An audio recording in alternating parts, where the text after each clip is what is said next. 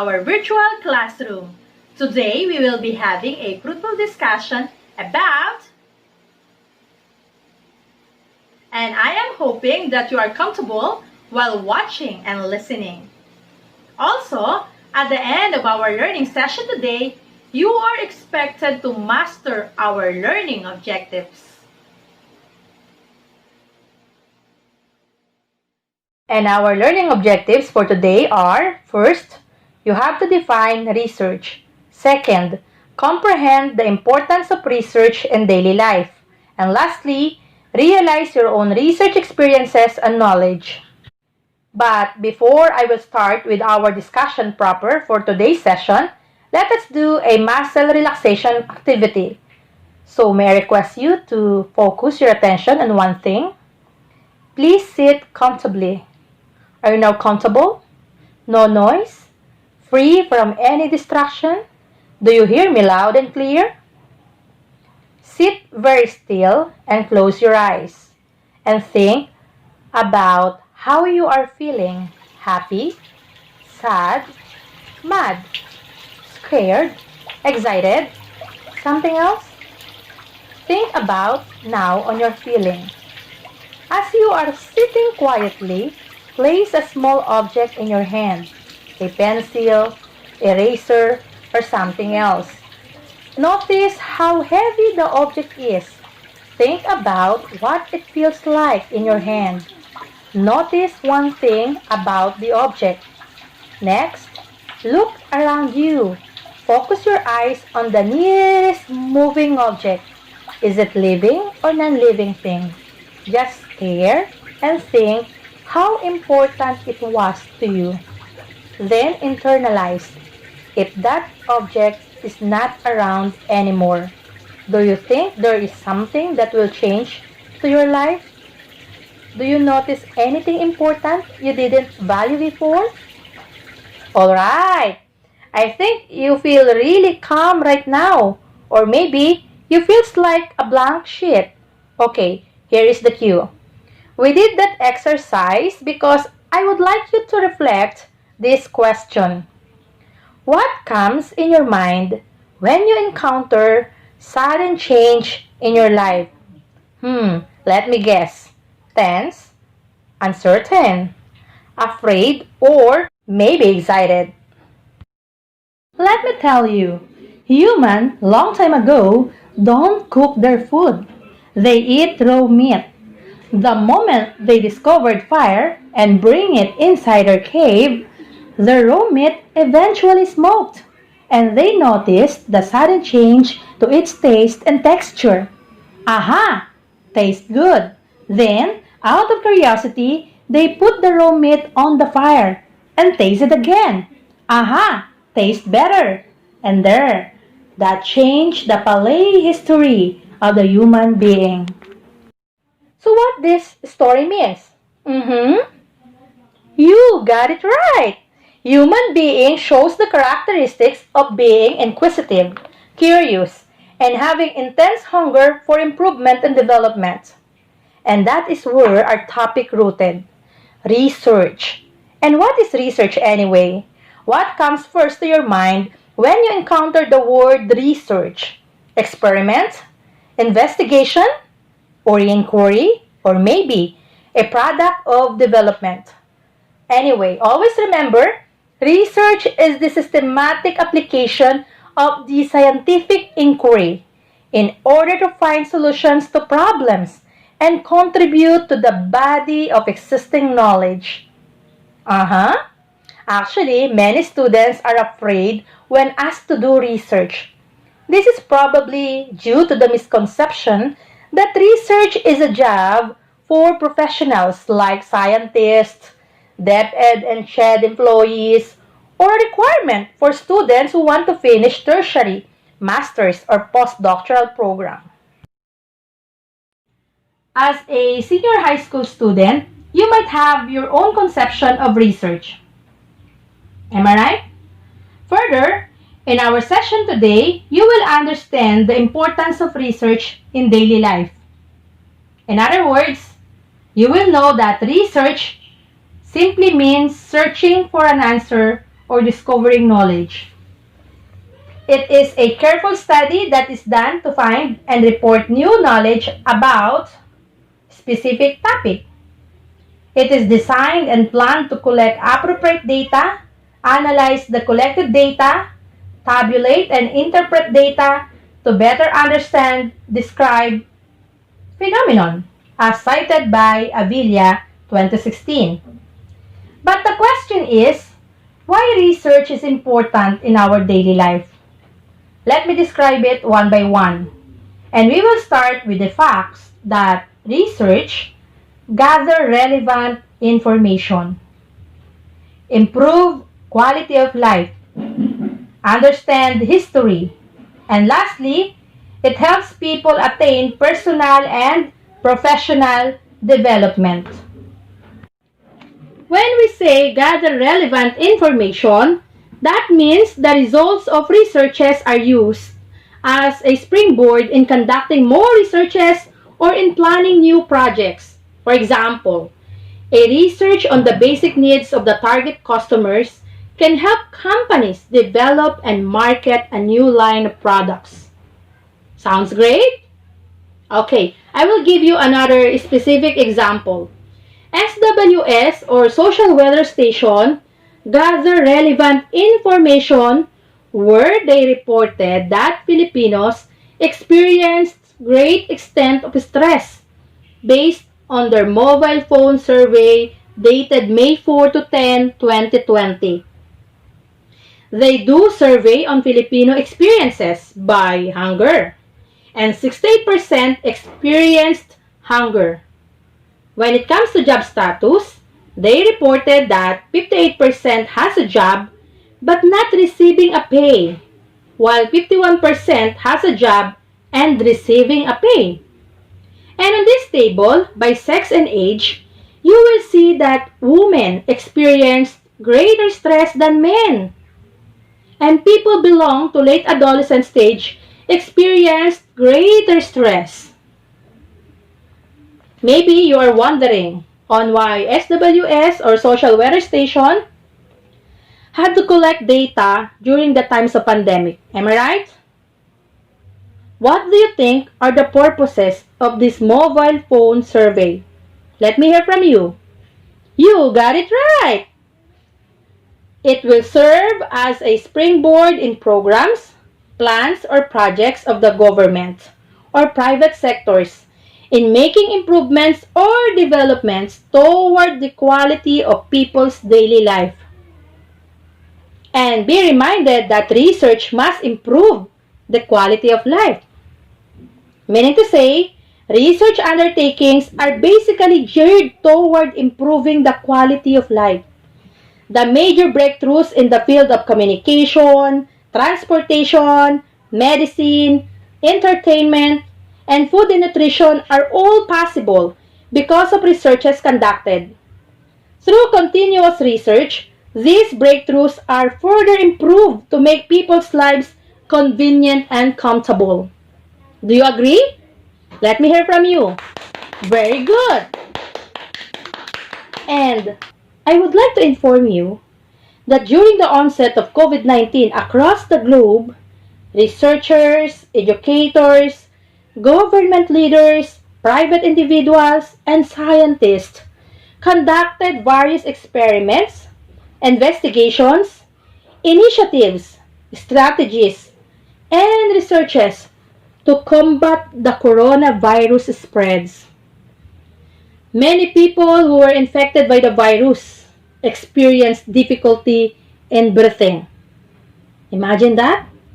And that pushes organization to build a new fleet of ventilators in the United States. But the mission failed as reported by the New York Times published dated March 29, 2020. And many countries never stop in doing innovations to address the scarcity of medical equipments during the pandemic. They are all looking forward to expand the number of ventilators.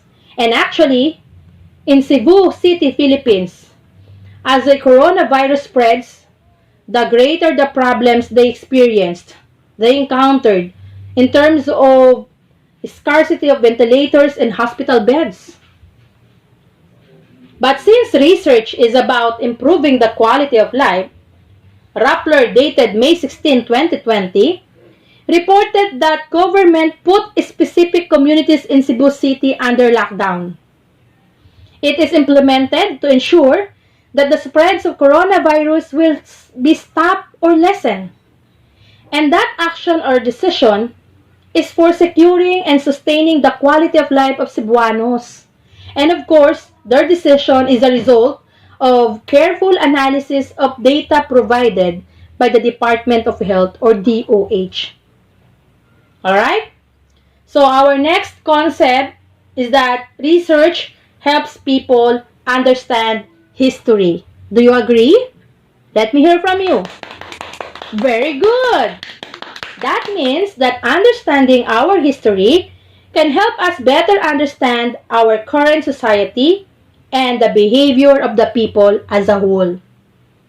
Research plays an important role not only in helping us trace our history, but also in understanding and providing possible solutions to the pervading problems of our current society. I will give you a specific example. The 1918 influenza pandemic was the most severe pandemic in recent history. It was caused by H1N1 virus and it spreads worldwide during 1918 to 1919. And it is estimated that about 500 million to 100 million people, or one-third of the world's population, become infected with this virus and killed an estimated 20 million to 50 million victims, including some 675,000 Americans, according to History.com. And did you know that during the flu pandemic of 1918, the New York City Health Commissioner tried to slow the transmission of the flu by ordering businesses and to open and close on staggered shifts to avoid overcrowding on the subways. And did you also know that medical experts discovered that influenza 1918 gave symptoms such as chills, fever, fatigue, skin turning blue, and their lungs filling with fluid that caused them to suffocate and die. And also, it was reported by History.com that there were shortage of physicians and other health workers because of this virus. It fueled officials in some communities imposed quarantines, ordered cities to wear masks, and shut down public places, including schools, churches, and theaters. People were advised to avoid shaking hands and to stay indoors. So, what is the point? The point is that the government officials worldwide today used history of influenza 1918 to offer suggestions for how to safely and successfully respond to the COVID-19 crisis. Scholars believe that we can draw many useful lessons from the 1918 to 1919 experience in terms of how to minimize cases. Flattening the curve. We were advised to stay inside our houses, wear face masks in public places, and observe strict social distancing all the times. We even had lockdown in some selected communities. And at last, finally, research helps us attain personal and professional development. Do you agree? Let me hear from you. Very good! Research challenges us to become better individuals through the new ideas, perspectives, and skills that we can get when doing research. Personally, you will gain more knowledge and thus widen your perspective about life. And professionally, you will not only meet your academic or school requirements, but you will also advance to a more challenging and exciting world of learning. Alright? As we are done to our lesson proper, try to ask yourself, have you experienced writing an essay or narrative report during your junior high school grades? If your answer is yes, then lucky for you because you have already a meaningful experience and knowledge in crafting ideas into a piece of paper. The only thing that you need now is very good to internalize, try to reflect on how you will make your journey in Practical Research 1 really meaningful and contributory to the school community as a whole. Also, try to think on these following questions that I will give to you. Listen carefully. Number 1. Why is there a need to conduct research? Number 2. What practical benefits can you get from research? Number 3. As senior high school student with your respective track and strand, do you still need to conduct research? Why or why not? And now, as you are facing a lot of change in society today, how do you plan or see your research journey in new normal in K-12 education? Are you going to conduct a study that will benefit students, parents, school or community? How it may help people or educational system in times of pandemic? With those reflective questions, do you find research important to our daily life? Yes? Very good! You got it right! And anyway, before we end our learning session today, kindly answer this quick assessment. Are you ready? Kindly get your pen and your paper. Alright, listen carefully. I will read the question and the choices for you. Number 1. The results of research are used as a blank in conducting more researches or in planning new projects. Letter A, springboard. Letter B, future plan. Letter C, draft. Or letter D, program. Are you done? Okay, let us proceed to number 2. Research undertakings are basically geared toward improving the blank. Letter A, quality of life. Letter B, quality of self. Letter C, program. Or letter D, history. Are you done writing your answer? Alright, let us proceed to number 3. Understanding our history can help us better understand our current society and the blank of the people. Letter A, action. Letter B, thinking. Letter C, speaking. Or letter D, behavior. Are you done? Alright, let us proceed to number 4.